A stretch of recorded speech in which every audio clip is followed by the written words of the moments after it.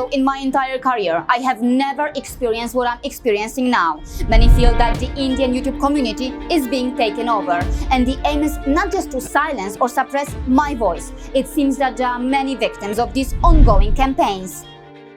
So, even when I published videos that exposed China's anti-India moves, I didn't face what I'm facing now.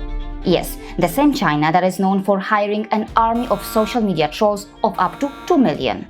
Even when I exposed Pakistan's anti-India moves on the global stage, Pakistani trolls never took it to this level. The effect seems quite visible. For example, take a look at this channel, Gaurav Thakur. Impressive engagement, but then over here, the channel publishes a video regarding India and the so-called dictatorship. And soon after that, there seems to be a dramatic change in the channel's engagement. Number of views going down, right? So what is happening here? Even if the channel recovers eventually, how can one explain this dramatic fluctuation? And if things continue to get worse, it's possible that some YouTube channels in India will be more or less dead. In India, there have been attempts to intimidate YouTubers by encouraging self-censorship through abuse, threats, or targeted online attacks. So who are these enemies of freedom of speech, capable of doing what even Pakistani or Chinese trolls could not achieve on my channel and in India? Before I explain that, listen to this man. According to what Dhruv Rathee says in his video, in Germany there is no ideology of religious nationalism or ethnic nationalism among the majority. वाह भाई वाह, क्या claim कर दिया, जो मन में आया वो बोल दिया. Source of this claim, YouTube channel Dhruv Rathee. He is Dhruv Rathee, as usual, praising Germany blindly without a proper critical examination of the country. He has brainwashed or misled viewers about Germany in his videos. But the real Germany is very different than Dhruv Rathee's shiny Germany, something that I have exposed in my videos. Remember, this is the same YouTuber who has a track record of having an online squad, a dedicated group that manages his fan base.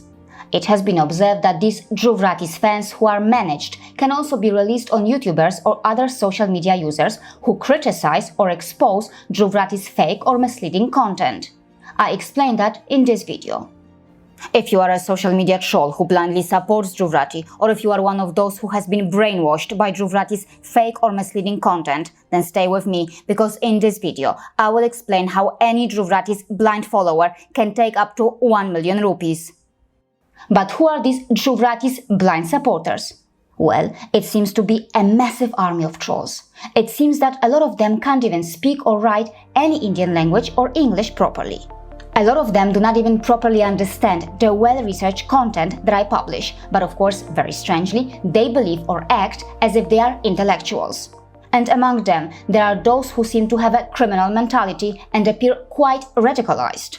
These trolls don't engage in a proper debate or discussion of any kind. It clearly seems that their goal is to suppress criticism or intimidate those who fact-check Dhruv Rathee's content. Their so-called king or god, Dhruv Rathee, has himself sent me personal messages, trying to interfere with my content or to encourage self-censorship. I don't make videos to support or oppose any political party in India, but on the global stage, I stand for India. It is important to note that I never received death threats when I exposed Pakistan or China. But things changed in my life dramatically when I exposed Dhruv Rathee's fake content in 2021. It clearly seems that, like a con artist, Dhruv Rathee tries to deceitfully present himself as an intellectual who has a good understanding of global affairs. But in my fact-check videos, I have meticulously demonstrated that on multiple occasions, Dhruv Rathee has failed to understand complex methodologies and reports. Despite that, in his videos, Dhruv Rathee has a habit of citing reports or global indexes that he doesn't even understand properly himself. Let me show you a few examples. Here, in this video, while talking about V-Dem's Democracy Report 2024, he claims that India is 2 steps away from full dictatorship, even though in the report there is nothing that can confirm that India is 2 steps away from full dictatorship. The report shows these categories, and according to what we can see here, India is not 2 steps away from full dictatorship. There are 4 categories, and then there is this section, the so-called grey zone. Now please tell me, if the George Soros-funded V-Dem has placed India in the electoral autocracies category, then how is it 2 steps away from full dictatorship? And then earlier in the same video, he presents a scale but does not confirm the source of that scale. Do you see any citation here? I don't. Or did he just create that scale himself, just like he created this fake happiness calculation formula in his other video? And then here, in this video, Dhruv Rathee talks about religious conversion in India and cites a report by Pew Research Center. Among the funders of that report was the John Templeton Foundation, known for its pro-Christian or pro-conversion track record. I exposed that in this video. Another example, in his video on the World Happiness Report, he shamelessly presented fake content and a fake methodology with a lot of confidence. I exposed that in these 3 fact-check videos. More than 7 lies or mistakes, including fake content, in just a single video by Dhruv Rathee. And he is presented as an intellectual by the Dhruv Rathee-friendly gaudy media that fails to critically examine the YouTuber's misleading and fake content. Besides that, in his other videos, it seems clear that he shows Germany as an amazing liberal country and a great study destination without critically examining the country that is the mother of Nazism. On the other hand, in his videos, he frequently cites reports or global indexes that have questionable or hollow methodology, especially if they can be used to serve his political agenda or if they can belittle or humiliate India. He uses them to prove or show that India is in terrible condition, whether it is democracy or happiness. Dhruv, as I have shown in my investigations, India is not controlled by Hindu temples the way Germany is controlled by churches. Then why blindly believe that Germany is liberal and secular? Shouldn't we examine that critically? I have done that in this video. Yes, India has problems. India's ruling party and other political parties have problems, and that should be criticized and exposed. There are YouTubers who do that. They question the central government and the state governments in India, but they do not malign India's name globally just to bring their favorite political party to power in India. For example, I watched Gaurav Thakur's video on this subject. That is what constructive criticism is. That is what a more balanced approach looks like. Dhruv Rathee, servitude towards a political party is not patriotism for India. Do not attempt to fool your viewers. Dhruv, you are very naive if you think that Sweden-based V-Dem is being completely transparent and honest with us. See, there are multiple funders. Among these, who is giving V-Dem the most money? And which funders can be more influential than others? How can we know all this? Why should we believe V-Dem blindly? Their methodology presents Germany as a liberal democracy, even when my research and investigation has clearly shown that Germany has been functioning as a hybrid regime with a neo-Nazi twist. Please watch this video to understand that. And seriously, they place a country like India in the same category as Pakistan and Russia? I mean, does it sound fair at all?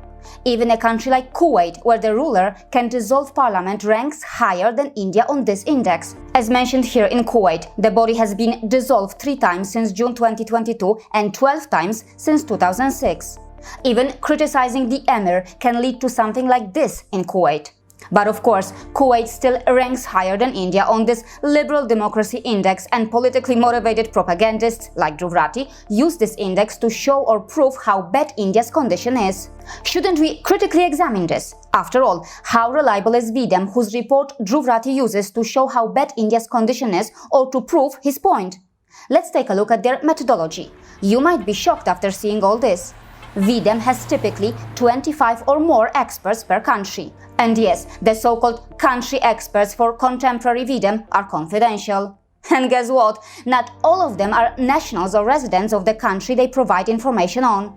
Around 1/3 can be foreigners, but of course, they are the so-called experts of that particular country. And now pay attention, V-Dem codings are done mostly via expert surveys. Yes, you heard that right, expert surveys. Subjective judgment coming from the so-called country experts. V-Dem, with so much money from George Soros's Open Society foundations and other powerful funders, is this all you could come up with? A flawed methodology?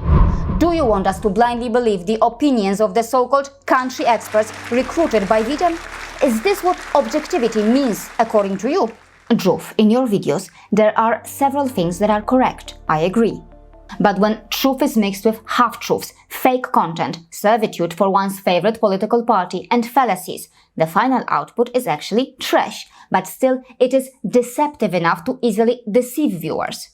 Now see what was done to my channel, the technical side of it. see the latest video. At one point, the views from browse features as low as just around 1 or 2%. Yes, browse features that are responsible for views from YouTube's homepage. It is a major contributor to the views on my channel. Views are decreasing, but who is doing this to my channel? Why is it happening? I want to know who is trying to mass report our fact-check videos.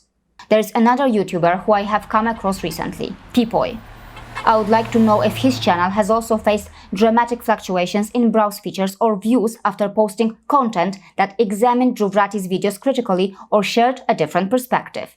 Not too long ago, another Indian YouTuber shared how he was facing hatred on social media too. Gaurav Thakur, Peepoye, and Abhi and Niyu, I haven't been able to watch all your content, but if you or others are facing similar issues, don't you think we must raise our voices? Shouldn't YouTube's algorithm have a more robust system that can properly block these dedicated campaigns that attempt to influence or circumvent the algorithm? I know there are people who want our voice to be silenced and our channels to be dead. But does that sound fair? Why do they want to shrink the space for critical or independent voices that fact-check or examine Dhruv Rathee's content or offer a different perspective? If these people can treat YouTube like this, what will they do if they are giving more power? What will they do to India if this mentality gets a chance to rule the country? Well, you already have the answer. Yes, Dhruv Rathee's supporters have a track record of participating in something that has been referred to as the Dhruv Rathee Squad.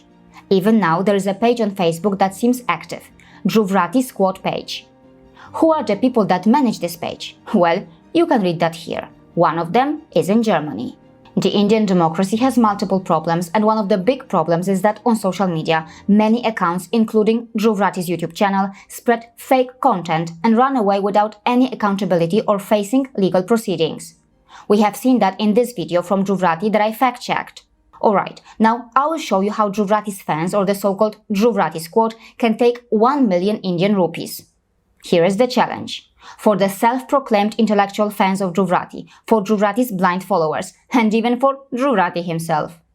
Please use this fake methodology and fake formula that were presented by Dhruv Rathee in his video to correctly calculate the happiness scores of these countries that determine their rankings. What do you think? If you do that successfully, you can get 1 million rupees. I will arrange that for you. And it is not just the fact that Dhruv Rathee presented fake content here, but it is also about the fact how he came up with an imaginary formula to decode the methodology of this report. That was a naked display of Dhruv Rathee's poor intellect. But of course, for those who consider him God or King, Dhruv Rathee is an intellectual. It is a shame that this fake content from Dhruv Rathee is still fully playable on YouTube, and until today, the YouTuber has not admitted to all his lies and mistakes. By the way, if you want to familiarize yourself with Dhruv Rathee's ugly dictatorial mentality, I recommend this episode. Unfortunately, even my video, the one that you are watching right now, is likely to be targeted too. Even this video will not get the views that it should get. To those Dhruv Rathee followers who are politically motivated, I have an appeal to you. Please feel free to criticize the ruling party or any political party as much as you want to, but do not stand against India. Your servitude for the political party that you support is not your patriotism for India. And please, do not fool others by disguising your servitude for a political party as your patriotism. At least we know that the CCP doesn't stand for freedom. They don't claim that they are fighting to restore democracy. But these trolls who support Dhruv Rathee are deceitfully posing as good guys, even when they are the source of the same problems that they claim to be fighting against. It seems dangerous for India and for the Indian YouTube community. See you again.